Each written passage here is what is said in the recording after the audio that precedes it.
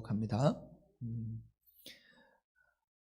오늘은 누가복음 강의 네 번째 시간으로 엘리사벳과 마리아의 신앙이라는 제목으로 하나님의 말씀을 증거하도록 하겠습니다. 우리 신앙에서 믿음은 기본이고 매우 중요합니다. 성경의 히브리서 11장 6절에 믿음이 없이는 기쁘시게 못하나니 하나님께 나아가는 자는 그가 계신 것과 또 그를 찾는 자들에게 상 주시는 이심을 믿어야 할지니라, 그렇게 말씀하고 있습니다. 하박국 2장 4절의 말씀도 신약 성경의 몇 군데에서 이 하박국 2장 4절의 말씀을 인용했는데, 오직 의인 하나님의 사람들은 믿음으로 말미암아 살리라, 그렇게 말씀하고 있습니다. 여러분, 구원도 믿음이 있어야 되고요, 우리의 삶에 있어서 연약한 가운데 살아갈 때 하나님의 도우심과 인도하심과 치유와 그 역사도 우리가 믿음이 있어야 합니다. 또 일상의 모든 삶이 우리 예수 믿는 사람들에게는 믿음이 있어야 합니다. 믿음이 성립되려면, 잘 들어보세요, 믿음이 성립되려면 믿음의 대상과 내용이 있어야 합니다. 또 믿음의 방법과 태도가 있어야 됩니다. 그러니까 무엇을 믿을 것인가 하는 것과 어떻게 믿을 것인가 하는 부분을 우리는 생각해야 합니다. 우리의 믿음의 대상은 성삼위 하나님과 그분이 계획하시고 섭리하시는 부분에 우리가 무슨 문제가 있다라고 생각할 수 있겠습니까? 믿음의 대상이 문제이겠습니까? 믿어야 될 내용이 문제가 될 수 있겠습니까? 전혀 이상이 없습니다. 왜냐하면 하나님은 태초부터 스스로 계신 분이시고 그분은 진리이시기 때문에 그분께서 행하시는 모든 일들과 말씀하시는 것은 진리이기 때문에 문제가 되지 않습니다. 문제는 뭐냐? 우리가 어떻게 믿느냐 하는 그 방법과 믿음의 반응인 것입니다. 많은 그리스도인들이 문제가 생기면 믿음의 대상인 하나님을 탓해요. 자신들의 믿음의 탓은 잘 안 하는 것을 볼 수가 있습니다. 기본적인 종교 행위와 주님을 부르고 삶은 조정하지 않고 하나님의 말씀에 부합되어 그 그리스도 안에서 살아가지 않으면서 하나님에 대해서 불평을 한다는 거죠. 그 이전에 우리가 어떻게 믿고 있는가, 우리 자신들을 살펴봐야 된다는 것입니다. 오늘 본문에 보면 엘리사벳과 마리아의 믿음이 나오는데 그 신앙을 우리가 좀 생각하면서 이들의 신앙을 본받아 하나님 앞에 인정받는 믿음이 되었으면 좋겠습니다. 두 사람은요, 친척지간이었어요. 두 사람은 멀리 떨어진 곳에서 살았습니다. 마리아는 이스라엘의 북쪽 지방인 갈릴리에 살고 엘리사벳은 반면에 이스라엘의 남쪽 지방이었던 유대 예루살렘 쪽에 살고 있었습니다. 두 사람은 우리가 지난 시간까지 살펴봤듯이 공통점을 가졌는데, 그게 뭐냐? 천사, 가브리엘 천사들을 만났다라는 것입니다. 천사가 방문한 거죠. 두 번째는 뭐냐면 기적적으로 아이를 잉태했다라는 것입니다. 세 번째는 낳을 아이의 이름을 받았다라는 거예요. 그리고 네 번째는 큰 자를 출생하게 되었다라는 것입니다. 또 마지막으로는 둘 다 복을 받은 여인이었다라는 사실입니다. 누가복음 1장 36절에 보게 되면 엘리사벳은 늙었다고 말하고 있습니다. 나이 들었어요. 더군다나 이 엘리사벳은 처음부터 임신하지 못했다고 알려진 여자였습니다. 한마디로 엘리사벳은 불임 여성이었습니다. 그럼에도 불구하고 엘리사벳은 아들을 임신했는데 이미 6달이 되어 있습니다. 반면에 마리아는 젊었습니다. 누가복음 1장 34절의 말씀처럼 마리아는 남자를 알지 못했습니다. 다시 말해서 마리아는 처녀고 동정녀였습니다. 그런데 마리아는 그 태중에 성령으로 잉태된 아들을 베게 되었습니다. 이와 같이 두 여자 모두 아이를 임신할 수 있는 상황이 결코 아니었는데, 그럼에도 불구하고 그들은 각자의 태중에 아들을 임신하게 되었습니다. 그러니까 하나님이 그들에게 기적을 행하셨던 것입니다. 그러므로 그들은 초자연적인 임신을 하게 되었습니다. 여기서 우리가 생각할 것은, 이러한 하나님의 역사는 아무 사람이나 선택해서 하는 것이 아니라 하나님은 믿음의 사람을 찾아서 일하신다라는 것입니다. 아니, 어쩔 때는 믿음이 없으면 찾아가서 믿음을 키워서라도 그 사람을 쓰신다라는 것이에요. 그러니까 오늘날 우리들도 우리의 방식대로 신앙생활을 하고 우리 방식대로 믿고 그렇게 신앙생활하면 하나님이 우리 가운데 찾아와서 우리에게 은혜와 축복을 주실 수 없고 쓰실 수도 없습니다.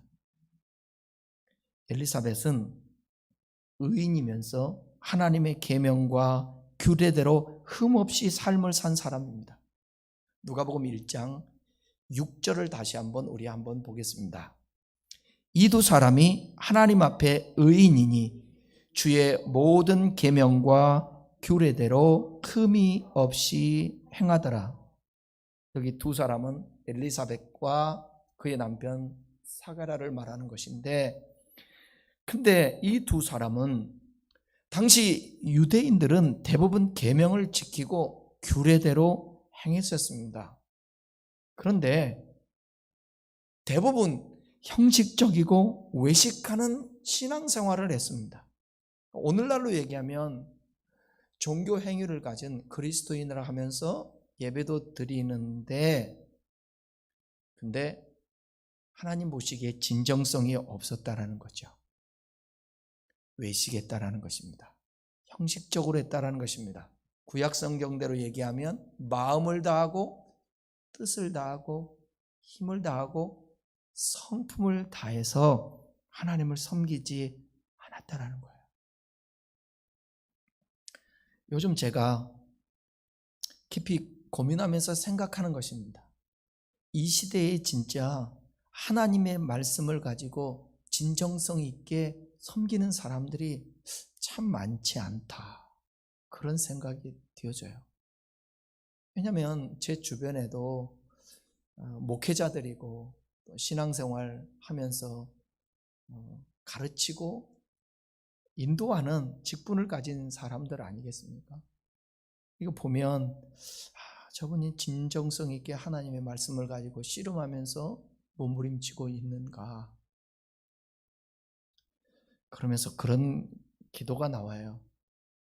하나님의 아들 주 예수 그리스도시여, 연약한 우리를 불쌍히 여겨 주옵소서. 연약한 우리를 불쌍히 여겨 주십시오. 연약함이 참 중요한 것 같아요. 사람이 참 연약한 것 같아요. 그래서 여러분, 최소한도 우리의 신앙생활 하면서 자신이 잘 못하고 안 되는 것 있으면 그거 인정하고 잘하는 척 포장하지 말고 가면 쓰지 말고 하나님 앞에 고백해야 돼요. 하나님, 제가 믿음이 부족합니다. 하나님, 아직도 제가 신앙이 성숙하지 못합니다. 그러니까 이렇게 고백하는 거예요. 하나님의 아들 주 예수 그리스도시여, 이 연약한 나를 긍휼히 여기시고 불쌍히 여겨 주셔서 하나님이 요구하는, 하나님이 원하는 만큼의 신앙이 자랄 수 있도록 도와주십시오. 당시에 겉으로 보기에는 다 의인이에요. 당시에는 다 율법을 지키면서 규례를 행한다는 사람이에요. 근데 하나님은 유독 사가랴와 엘리사벳에게 찾아가 그들을 향해서 의인이라 말하고 계명과 규례에 흠없는 사람이라고 말씀하고 있는 것입니다. 이후에 예수님이 이 땅에 오셔서 사역하면서 얼마나 많은 사람들에게 책망을 했습니까? 화 있을진저 외식하는 당시에 하나님의 말씀을 지키고 알고 가르쳤다고 하는 사두개인과 바리새인과 율법학자들, 심지어 제자들에게 하신 말씀, 너희의 믿음이 어디 있느냐? 들에 있는 백합과 공중에 나는 새를 보라. 하나님이 먹이시고 입히시거늘 하물며 너희일까 보냐? 믿음이 적은 자들아, 믿음이 적은 자들아. 어찌 저를 비롯해서 우리가 신앙생활을 그토록 오래 했음에도 불구하고 여전히 염려하고 여전히 근심하고 여전히 하나님을 섬기면서도 근심, 걱정, 불안, 초조한다라는 거예요. 그것은 아직도 우리 연약한 가운데 충분한 하나님이 인정을 하는 믿음, 주님과 깊은 사귐과 교제가 없다라는 증거가 아니겠습니까? 그러기에 오늘 이 시대에도 하나님은 하나님의 일을 행하시는데 엘리사벳에게 찾아가고 그랬듯이 오늘 주님도 저와 여러분에게 찾아와서 우리를 통하여 일하실 수 있고 우리를 통하여 기뻐하시고 우리를 통하여 하나님의 뜻을 행할 수 있도록 저와 여러분들이 의로운 삶을 살아야겠습니다. 그리고 그의 계명과 규례를 지키는 흠없는 자가 되었으면 좋겠습니다. 마리아는요, 또 엘리사벳도 믿음의 사람이었지만 마리아도 믿음의 사람으로서 도저히 불가능하고 이해할 수 없는 상황이지만 하나님의 말씀이기에 이렇게 고백을 합니다. 누가복음 1장 39절입니다. 마리아가 이르되 주여 여종이오니 말씀대로 내게 이루어지이다 하매 천사가 떠나가니라. 여러분, 말씀대로 여러분에게 이루어지기를 원하십니까? 죄송하지만 아멘 했지만 결코 쉬운 건 아니에요. 이유를 말씀해 볼까요? 스데반이가 하나님의 말씀이 그에게 임했습니다. 스데반이 설교한 내용을 보게 되면 사도행전 7장 이하에 보게 되면 스데반은 구약성경을 참 많이 인용을 하면서 구약성경 설교를 해요. 그리고 그가 핍박을 당해서 말씀 전하다가 돌에 맞아 죽어요. 계시록에 보게 되면 수많은 사람들이 짐승의 표를 받지 않고 성령의 인침을 받아서 목베임을 당하고 주 안에서 죽어요. 하나님의 말씀이 우리에게 이루어진다라는 것은 결코 쉬운 게 아닙니다. 그래서 마리아의 믿음이 귀한 거예요. 그러나 여러분, 하나님의 뜻이 우리를 통하여 이루어지기를 원한다면 여러분들이 하나님 앞에 굴복하며 믿고 순종하며 주님, 죽어도 좋사오니 하나님의 말씀이 내게 이루어지게 하여 주시옵소서. 우리는 너무나도 우리의 소원, 우리의 야망, 우리가 원하는 것들을 추구하며 기도하고 바라고 소망을 합니다. 근데 사랑하는 여러분, 주님은 내 뜻대로가 아니라 아버지의 뜻대로 되어지는 것을 원하는 것입니다. 나중에도 보이지 않는 세계 속에 하나님 앞에 판단받을 때에도 우리의 뜻대로 된 것이 축복이 아니라 아버지의 뜻대로 되어지는데 우리가 사용되고 순응하고 따라간 것이, 그것이 복이 되어 훗날 아버지 앞에서 잘했다 칭찬받게 되는 것입니다. 라오디아 교회 성도들처럼 이 마지막 때에는 모두 다 사람들이 부유하게 되기를 원해요. 물질의 풍성함, 건강, 또 성공하고 잘 나가고 뭔가 이 사회에 영향력을 끼치고 그러고 싶은 거예요. 그런데 주님 그렇게 말씀해요. 네가 부유한 자 같으나 가난한 자다. 너희들 영적으로 눈먼 자이다. 사대교회를 향해서는 심지어 이렇게도 말씀해요. 너희가 살았다고 그러지? 너네 신앙생활 잘한다고 그러지? 살았다 하나 죽은 자로다. 신앙은 편리함을 추구하고 내가 원하는 대로 뭔가 되어지는 것을 선택하는 것이 아니라, 신앙이라는 것은 나를 통하여 하나님의 뜻이 이루어지기 위하여 그 하나님의 뜻과 말씀이 내 속에 이루어지기를 받아들이고 순응하는 것입니다. 이것이 믿음이라는 거예요. 근데 마리아라는 하나님의 사람이 그런 믿음을 가지고 있었다라는 것입니다. 주의 여종이 오니 말씀대로 이루어지게 하십시오. 말씀이 이루어지면 처녀의 몸에서 배가 불러오기 시작하는데 어떤 일이 벌어지겠습니까? 파혼당하겠죠. 주변 사람들에게 그 당시를 보게 되면 돌에 맞아 죽어야 돼요. 그런데 하나님 자신은 진실한 겁니다. 나는 남자를 알지 못하고 성령으로 잉태했다라는 사실과 하나님이 그렇게 말씀한 사실을 믿으며 하나님이 책임져 줄 줄 믿고 하나님 뜻대로 하십시오. 그 말씀이 내게 이루어지이다. 할렐루야. 이러한 담대한 믿음이 있어질 수 있기를 바랍니다. 우리 여러분, 너무 당연히 무엇을 먹을까, 무엇을 마실까, 어떻게 살아야 될까 고민해야죠. 노후에도 어떻게 살까? 땅을 밟고 살 수 있으니까 막 살 수는 없잖아요. 아침에 일어나면 무엇을 입고 출근을 할까? 오늘은 무슨 일일까? 당연히 생각해야 되죠. 그러나 너무 그것에 연연하고 염려하고 거기에 푹 젖어서 살면 안 된다는 거예요. 하나님께 맡기고 모든 살아가는 옷 입는 것, 먹는 것, 일하는 것 다 그게 뭐냐? 먼저 그 나라와 그 일을 구하는 삶으로 살아가라는 거예요.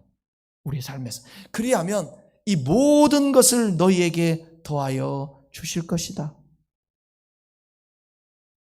두 사람은 이러한 믿음의 신앙을 가지고 있었기 때문에 쓰임을 받았다는 것입니다. 오늘 본문 보시면 엘리사벳과 마리아가 함께 믿음의 사람이 만나게 돼요. 그들은 자신들이 받은 하나님의 은혜와 축복을 서로 나누었습니다. 먼저 마리아가 엘리사벳에게 문하는 내용이 오늘 본문에 나오는데 함께 살펴보겠습니다. 39절입니다. 1장 39절.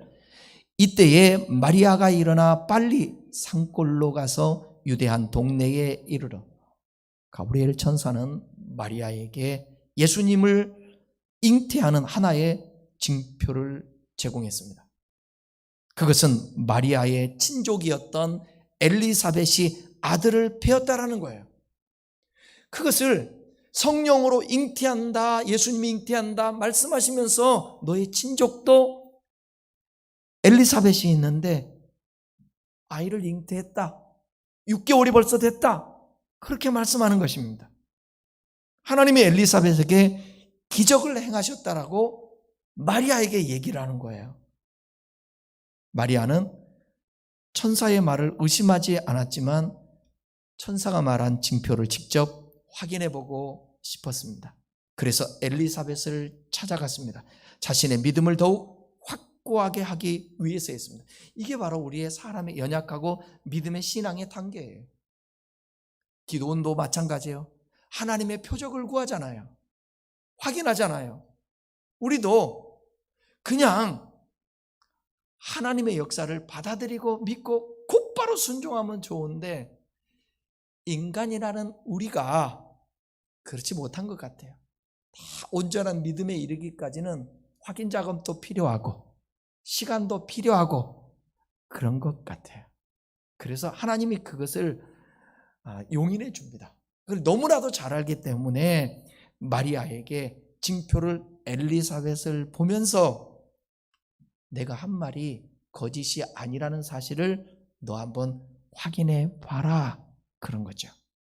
그래서 마리아는 엘리사벳을 만나러 가기 위해서 뛰쳐나가는데 자신이 살던 갈릴리에서 엘리사벳이 살고 있는 예루살렘까지는 직선거리로 최소한도 100km입니다. 100km가 넘어.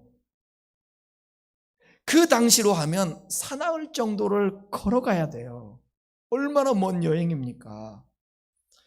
그렇지만 마리아는 그 먼 길을 마다하지 않고 부지런히 그곳을 찾아갔습니다. 그만큼 마리아는 얼른 그의 친족 엘리사벳을 만나서 천사가 말한 징표를 직접 확인해 보고 싶었던 것입니다. 드디어 마리아는 엘리사벳이 사는 동네에 이르렀습니다. 누가복음 1장 40절, 그 집에 도착하죠. 사가랴의 집에 들어가 엘리사벳에게 문안하니, 마리아는 엘리사벳에게 절하면서 그에게 입맞췄을 것입니다. 왜냐하면 그것이 당시의 문안의 표현이기 때문에. 그리고 함께 집에 들어가 마리아는 그에게 일어난 모든 일들을 자세하게 엘리사벳에게 고했을 것입니다. 마리아의 말을 듣고 난 후에 이 엘리사벳도 자기에게 일어났던 일들을 마리아에게 다 들려주었을 거예요. 그러면서 아마도 엘리사벳은 임신한 지 6달이나 되어서 그래도 조금 불룩해진 그의 배를 마리아에게 보여줬을 거예요. 그 나이가 있잖아요. 늙었잖아요. 도저히 아이를 가질 수 없는, 분명히 경수가 끊어진 상태인데 배가 불러있는 그 상태를 보면 마리아가 놀라지 않을까요? 아, 저것은 사람으로 말미암아 잉태한 것이 아니야. 가브리엘이 말한 것처럼 아마 나도 잉태하게 될 건데 사람으로 되는 것이 아니라 성령으로 된다라는 그 말이 맞겠구나. 엘리사벳을 보면서 확인했을 것이라는 것입니다. 마리아는 엘리사벳에게 문안하면서 자연스럽게 무엇을 느꼈겠어요? 천사의 말이 엘리사벳에게 그대로 이루어졌구나. 그렇다면 천사가 한 말도 마리아 자신에게도 나에게도 반드시 이루어지실 거라는 그 사실을 확신했을 거라는 거예요. 그렇다면 오늘 가브리엘 천사가 우리에게 나타납니까? 꿈에 꾸어집니까? 음성이 들립니까? 아니잖아요. 이미 계시가 완성된 성경을 가지고 있는 우리들에게는 하나님이 그렇게 꿈으로, 환상으로, 천사로 나타나지 않아도 만에 하나 그럴 수도 있습니다. 우리는 그것을 제한할 수 없죠. 하나님이 행하시니까. 그러니까 대부분 뭐냐면 우리는 이미 성경을 통하여서 하나님이 행하신 그 일들을 받아들이는 겁니다. 믿는 것입니다. 그러니까 육신의 병이 들었을 때에도 하나님이 고쳐준다 말씀에서 그 말씀을 붙들고 묵상하고 씨름할 때 그 말씀이 내 마음으로 확 와닿을 때 믿는 것입니다. 믿을 때에 하나님의 영광을 보는 것입니다. 이렇게 신앙을 하나님의 말씀을 통하여서 확인하고 믿는 것입니다. 누가복음 1장 41절입니다. 엘리사벳이 마리아가 문안함을 들으매 아이가 복중에서 뛰노는지라. 엘리사벳이 성령의 충만함을 받아. 엘리사벳이 성령 충만한 사람이에요. 뱃속에 있는 요한도 성령이 충만하다고 그랬잖아요. 마리아가 엘리사벳에게 문안할 때 엘리사벳은 마리아가 하는 말을 그대로 믿을 수 있었을 것입니다. 왜냐? 지금 자기도 똑같은 기적을 체험하고 있기 때문에 그렇습니다. 그런데 바로 그때 엘리사벳의 복중에 있는 아이가 뛰놀았습니다. 44절입니다. 보라, 내 문안하는 소리가 내 귀에 들릴 때에 아이가 내 복중에서 기쁨으로 뛰놀았더라. 마리아가 엘리사벳을 보고 반가이 맞이하고 서로 문안할 때에 뱃속에 있는 세례 요한도 알아차렸는지 기쁨으로 뛰놀았다고 그랬어요. 이때 아이는 엘리사벳 복중에서 기쁨으로 뛰놀았다 그렇게 말하고 있는데, 그러니까 이때 아이가 복중에서 뛰는 것은 단순히 그의 몸을 뒤척인 것이 아니라 그 아이에게 기쁨이 있었기 때문이라고 성경은 말하고 있는 거예요. 지금 엘리사벳의 복중에는 위대한 선지자가 될 아이가 자라고 있었습니다. 누구라고요? 세례 요한입니다. 세례 요한의 사명은 예수님보다 앞서와서 예수님의 길을 준비하며 모든 사람에게 예수님은 하나님의 아들이시며 그리스도인 것을 증언하는 것이었습니다. 이것이 구약 성경에 이미 예언되어 있었습니다. 세례 요한에게는 선지자 사명이 있었습니다. 그러게 오늘 본문에 있는 말씀과 같이 그는 복중에서도 하나님의 아들 예수 그리스도를 증언해야 했습니다. 이를 위해서 세례 요한은 모태로부터 성령이 충만했다라는 이 초자연적인 역사. 그렇다고 한다면 이러한 것들을 우리는 어떻게 적용할 수 있을까? 우리는 신앙적이지 않아도 세상에서 우리는 많은 지식을 가지고 있잖아요. 태아 교육이 얼마나 소중한지, 엄마 뱃속에서부터 교육하는 것이 얼마나 중요한지.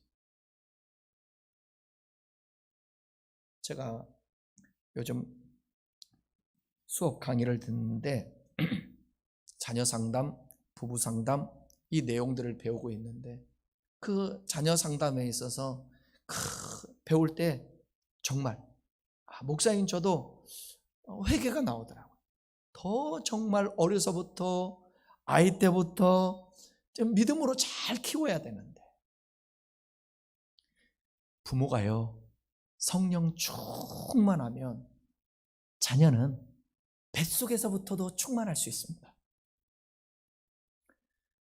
부모가 충만하지 않은데 성령 충만한데 뱃속에서 자녀가 성령 그것은 말도 될 수가 없는 거죠. 하나님의 말씀을 계속 듣고 찬양을 하고 기도했던 사람. 제가 전도사 때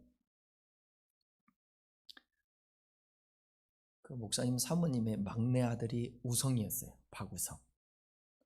우성이라는 얘기인데 얘가 꼭 잠을 어떻게 자냐면 개구리같이 자요. 개구리같이 엎드려가지고 양반다리하고. 이유가 뭐냐? 사모님이 그 얘기 하더라고요. 사모님이 워낙 힘드니까 기도하면서 잔 거예요. 애를 임신하고도 기도하면서 잔 거예요. 어떻게? 그렇게 개구리처럼. 그러니까 얘가 태어나더니 그렇게 자더라는 거예요. 그 영향이 있듯이 뱃속에서부터, 그러니까 우리 다음 세대들, 우리의 손자, 우리는 그렇게 못됐다 할지라도 손자, 손녀에게도 우리 다음 세대들 임신하면 아이를 뱃속에 넣거든 정말 신앙으로 무장해서 성령 충만하면 저절로 뱃속에서도 충만하지 않을까, 그런 생각이, 그것이 이 사회를 건강하게 만드는 거예요. 대단한 큰일 하려고 하지 말고 작은 것에서부터 내가 할 수 있는 것들을 해나갈 때 이 사회가 건강하고 아름다워진다는 것입니다. 엘리사벳 또한 성령이 충만해서 그 결과를 이렇게 고백합니다. 누가복음 1장 42절 큰 소리로 불러 이르되 여자 중에 네가 복이 있으며 내 태중에 아이도 복이 있도다. 엘리사벳은 성령 충만함을 받아 그 목소리를 높여서 외치는데 엘리사벳의 외침은 하나의 노래가 되었어요. 그 노래는 한마디로 축복송입니다. 엘리사벳은 마리아가 하나님의 축복을 받았음을 노래하는 거예요. 그러니까 마리아의 신앙은 축복받은 신앙이에요. 마리아의 신앙은 축복받은 신앙. 엘리사벳은 축복을 선포할 수 있는 신앙. 우리도 그런 신앙이 있으면 좋겠어요. 축복받는 신앙, 축복하는 신앙. 여자 중에 네가 복이 있으며, 히브리 어법으로 최상급의 뜻이 바로 내가 복이 있으며, 얼마나 복이 있다라는 표현입니까? 그러니까 모든 여자들 중에서 마리아가 가장 복이 있는 여자라고 하는 뜻입니다.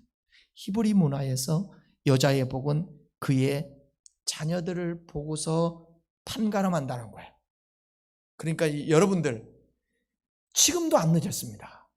저나 여러분들이나 이 말씀을 듣는 모든 분들이요, 여러분들의 자녀들이 복을 받으면 여러분은 당연히 복 있는 사람입니다.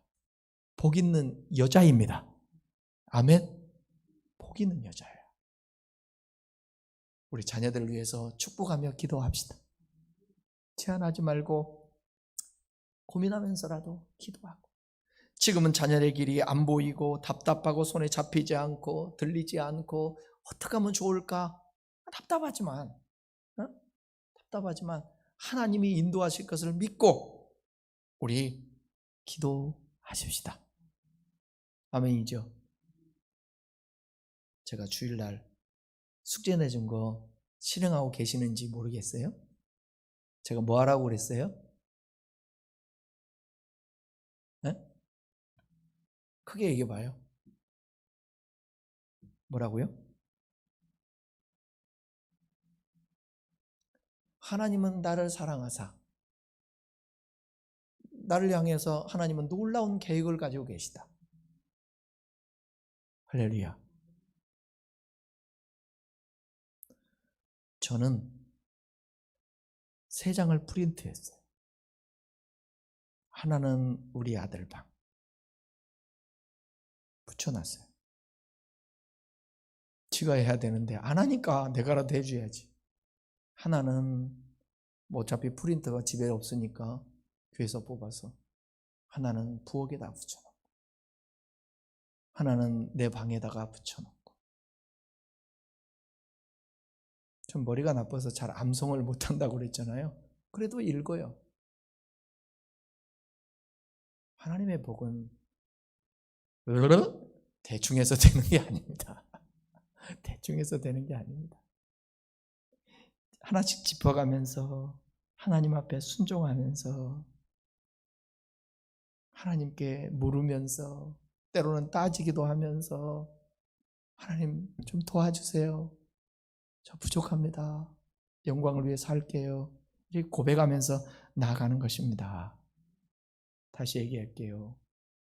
여러분들의 축복은 자녀를 통하여 판결을 받을 수 있다라는 거예요. 내가 비록 좀 못 배우고 좀 못나고 좀 없고 나는 힘들어도 자녀들에게 하나님의 축복이 있을 때에 그것이 나에게 복이 된다는 겁니다. 누가복음 11장 27절에서 한 여자가 마리아를 가리켜서 했던 말, 마리아가 가장 복이 있는 이유는 그가 가장 위대한 아이를 배웠고, 예수죠. 또한 그가 가장 위대한 아이에게 젖을 먹였기 때문이라고 말합니다. 그래서 마리아가 복 있는 사람이에요. 지금 엘리사벳은 마리아가 그의 태중에 하나님의 아들 예수 그리스도를 임신하고 있었음을 알고 있었습니다. 그러므로 엘리사벳은 성령의 충만함을 받아 마리아가 여자들 중에서 가장 복이 있는 여자라고 큰 소리로 노래했던 거예요. 뭐가 복 있는 사람입니까? 마리아가 지금 상황으로 보면. 아니에요. 어떻게 보면 마리아는 죽는 날까지 복 있는 사람이 아닌 것처럼 보일 수도 있어요. 왜? 그 위대한 예수님을 낳았지만 당신의 몸에서 나온 예수가 십자가에서 죽기까지 하잖아요. 그러나 그분이 부활하고 승천하고 하나님 보좌 우편에 앉고 온 인류를 구원하는 구원자가 되었다는 거예요. 그 아이를 낳았으니 복 중에 복이 아니겠습니까?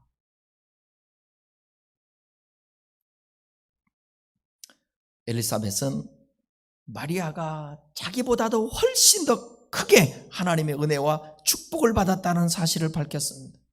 좀 더 정확하게 말하면 엘리사벳은 마리아가 이 세상 모든 여자들 가운데 가장 크게 하나님의 은혜와 축복을 받은 자라고 노래했습니다. 엘리사벳은 마리아에 이어서 마리아의 태중에 있는 아이 예수님도 복이 있음을 선포를 했습니다. 내 태중에 아이도 복이 있도다. 물론 마리아의 태중에 있는 이 아이 누구라고요? 예수님을 가리키는 거죠. 예수님은 하나님의 아들입니다. 예수님은 그리스도이십니다. 예수님은 하늘과 땅의 모든 권세를 가지실 것입니다. 그러기에 하늘에 있는 자들과 땅에 있는 자들과 땅 아래에 있는 자들 모두 그 이름 앞에 무릎을 꿇게 하시고 하나님의 이름을 예수의 이름을 높이게 하셨다고 빌립보서 2장에서 말씀하고 있습니다. 모든 피조물이 예수님께 찬양과 존귀와 영광과 권능을 세세토록 돌릴 것입니다. 마리아가 여자 중에서 복이 있는 이유가 바로 여기 있는 거예요. 그 태중에 있는 아이가 그만큼 복이 있기 때문에 그렇습니다. 성령이 충만함을 받은 성령의 충만함을 받은 엘리사벳의 이 말을 들으면서 마리아는 자신이 하나님의 아들을 낳을 것이라는 천사의 말을 또다시 확인했을 것입니다. 43절입니다. 내 주의 어머니가 내게 나오니 이 어찌된 일인가? 엘리사벳이 지금 말하는 거예요. 엘리사벳은 자기 주의 어머니인 마리아가 자기를 찾아왔다는 사실이 너무나도 놀라워서 몸둘 바를 몰라 하고 있습니다. 엘리사벳은 마리아를 가리켜 내 주의 어머니다 그래서 어머니다. 내 주 어머니. 그러니까 뱃속에 있는 예수님이 주고 엘리사벳은 나의 주고 마리아는 그 주의 어머니라고 그러는 것입니다. 그 아이가 바로 하나님이시라는 거예요. 마리아가 잉태하고 있는 아이 예수가 누가복음에서 1장과 2장에서는 주라는 단어가 30회 이상 나옵니다. 모두 하나님을 뜻하는 칭호예요. 그러니까 엘리사벳은 성령의 감동하심에 따라 마리아의 몸에 잉태되신 예수님은 하나님이시라는 사실을 여기서 밝히는 것입니다. 중요합니다. 엘리사벳은 마리아를 가리켜 나의 주라고 부르지 않았습니다. 마리아가 주가 아니에요. 엘리사벳은 마리아를 가리켜 내 하나님 어머니라고 부르지도 않았습니다. 분명히 엘리사벳은 마리아를 가리켜 뭐라고 그랬어요? 내 주의 어머니라고 그랬습니다. 그러니까 마리아는 예수님을 낳았을 뿐이에요. 다시 말해서 마리아는 예수님의 인성을 낳았을 뿐 예수님의 신성을 낳은 것은 아닙니다. 그렇기 때문에 마리아는 나의 주라고 부르거나 마리아를 하나님 어머니라고 생각하면 안 되는 거예요. 하나님 어머니는 없습니다. 마리아는 숭배의 대상이 절대로 될 수가 없습니다. 믿음의 사람으로서 예수님이 태어나는데 하나님이 몸을 빌렸을 뿐인 것입니다. 쓰신 것 뿐인 거예요. 마리아는 하나님의 은혜로 귀한 일에 쓰임을 받았을 뿐이라는 거예요. 그걸 기억하셔야 돼요. 마리아도 우리와 똑같은 죄인입니다. 그도 역시 구원을 받아야 합니다. 그러므로 마리아를 신성화시키는 것은 명백한 우상 숭배가 되는 것입니다. 45절 읽겠습니다. 주께서 하신 말씀이 반드시 이루어지리라고 믿은 그 여자에게 복이 있도다. 그 여자가 누구예요? 마리아. 마리아는 하나님의 말씀을 믿어서 복을 받았습니다. 마리아는 하나님의 말씀을 믿고 순종했기 때문에 하나님의 말씀이 그에게 그대로 이루어졌던 것입니다. 다 하나님의 역사는 믿었던 사람들을 통하여서 이루어지는 것입니다. 우리도 마리아처럼 하나님 말씀 믿고 순종해야겠습니다. 그래야 복 있는 사람이 되는 것입니다. 하나님은 우리에게 복을 내리십니다. 그리고 우리가 믿은 하나님의 말씀을 그대로 우리에게 이루어 주십니다. 또한 하나님은 그 이전에 여러 가지 모양으로 우리에게 그 사실들을 확인시켜 주실 것입니다. 하나님이 축복하실 때 내가 한 거야, 내가 인도하고 있어, 내가 말하는 거야, 이 말은 이렇게 되는 거야, 우리가 살아가는 삶에서 확인해 주실 거예요. 그러니까 정신 차리고 하나님께 집중을 하면 주의 음성이 들리고 그분이 행하시는 일들을 알아차릴 수가 있게 되는 것입니다. 엘리사벳과 마리아는 세례 요한과 예수님의 훌륭한 신앙을 가진 어머니였습니다. 신앙으로 자녀를 키워낸 훌륭한 엄마들이 성경에 보게 되면 많이 나오는데 우리 그 이유가 뭐겠어요? 그 어머니의 영향력이 크기 때문에 그러지 않겠습니까?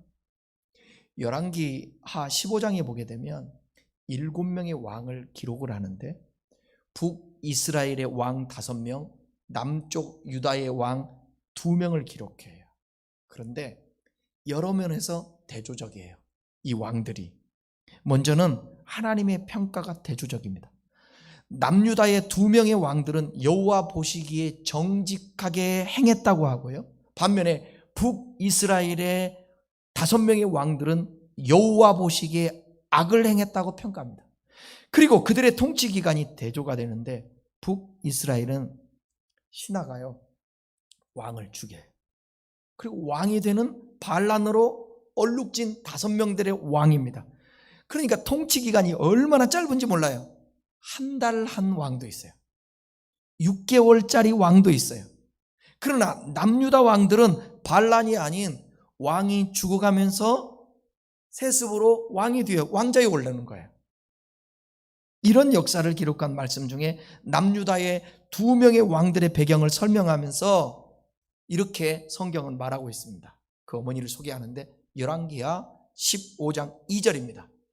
그가 왕이 될 때에 나이가 16세라. 예루살렘에서 52년간 다스리니라. 그의 어머니의 이름은 여골리아라. 예루살렘 사람이더라. 이게 누구냐면 유다왕 아사랴 왕이에요. 아사랴 왕의 어머니에 대해서 기록하고 있잖아요. 뒤에다 굳이 어머니 이름 안 붙여도 될 텐데 왜 어머니 이름을 붙였을까? 그 어머니의 영향이 있었겠죠. 또 유다왕 요담에 대해서도 이와 같이 기록하고 있습니다. 열왕기하 15장 33절입니다. 나이가 25세라. 예루살렘에서 16년간 다스리니라. 그의 어머니의 이름은 여루사라. 사독의 딸이더라. 어머니 이름을 밝히고 있어요. 아들을 훌륭한 종으로 키운 성경의 인물들이 많이 있습니다. 디모데의 어머니 유니게, 사무엘을 키운 한나. 역사적으로도 보게 되면 기독교 역사에 타락한 아들을 위해 눈물로 씨앗을 심어서 성자로 만들어낸 눈물의 기도의 어머니 어거스틴의 어머니 모니카가 있습니다. 학교에서 퇴학을 당한 아들을 기도로 발명왕으로 키운 에디슨의 어머니가 있습니다. 어머니의 영향은 이토록 아주 영향이 큰 거예요. 말씀을 정리해 보겠습니다. 하나님께서는 우리가 복이 있기를 원합니다. 그러나 아무나 복을 받지는 못합니다. 그것은 하나님의 말씀이 나를 통하여 이루어지도록 우리 자신들을 내어 주어야 하기 때문입니다. 그러나 아무나 자기를 내어줄 수 있는 것은 아닙니다. 당장 자신의 장래에 어려움을 초래하거나 위험이 있다고 감지될 때에는 인간은 거부해버리기 십상이기 때문에 그렇습니다. 우리의 지난 날들을 생각해 보십시오. 하나님이 얼마나 많은 것들을 우리에게 순종을 요구했습니까? 그런데 그것이 힘들다고, 그것이 어렵다고, 그것이 위험하다고, 나에게 손해가 된다고 거부한 것이 한두 가지가 아니잖아요. 하지만 하나님께서는 마리아가 거부하지 못하도록 미리 손을 써놓으셨습니다. 마리아로 하여금 처녀 잉태를 받아들일 수 있도록 여러 가지로 작업해 놓으신 것입니다. 그럼에도 불구하고 그것을 거부한다면 마리아는 하나님이 주시려고 이미 계획해 놓은 복을 받을 수 없게 되었을 것입니다. 그러나 마리아는 받아들이죠. 하나님 말씀이 내게서 이루어지이다. 순종을 하죠. 그래서 쓰임받는 거예요. 저와 여러분도 바로 이래야 되는 거예요. 이 부분이 매우 중요해요. 우리는 어떤가요? 과연 나는 하나님께서 복을 받도록 나에게 행하고 있는 일들을 깨닫고 있는지, 귀 기울이고 있는지, 오늘 우리는 누가 복을 받을 자인지를 주의 깊게 살펴봐야 합니다. 엘리사벳처럼 의롭고 하나님의 말씀을 순종하는 사람이 되어야 합니다. 그리고 마리아처럼 하나님의 뜻이 내게서 이루어질 수 있도록, 비록 두려운 일이지만 염려되고 걱정이 되고 내가 감당할 수 있을까? 어떡하지? 그럼에도 불구하고 수용하는 순종의 자세를 가질 때에 하나님은 그 사람을 쓰시고 그 사람을 향해 복이 있는 사람이라고 말씀해 주고 있는 것입니다. 이 위대한 요한과 우리의 구원자이신 예수님의 어머니 마리아와 엘리사벳이 오늘도 성경 말씀에 기록되어 있고 오늘도 주의 종을 통해서 흘러나가고 있지 않습니까? 사랑하는 이 말씀을 듣는 우리 모든 성도 여러분들, 우리 엘리사벳과 마리아처럼 그런 신앙인이 될 수 있기를 바랍니다. 그래서 복 있는 사람, 그리고 하나님 앞에 쓰임받는 사람과 쓰임받는 자녀들로 세워나갈 수 있기를 주님의 이름으로 축원합니다. 기도하겠습니다.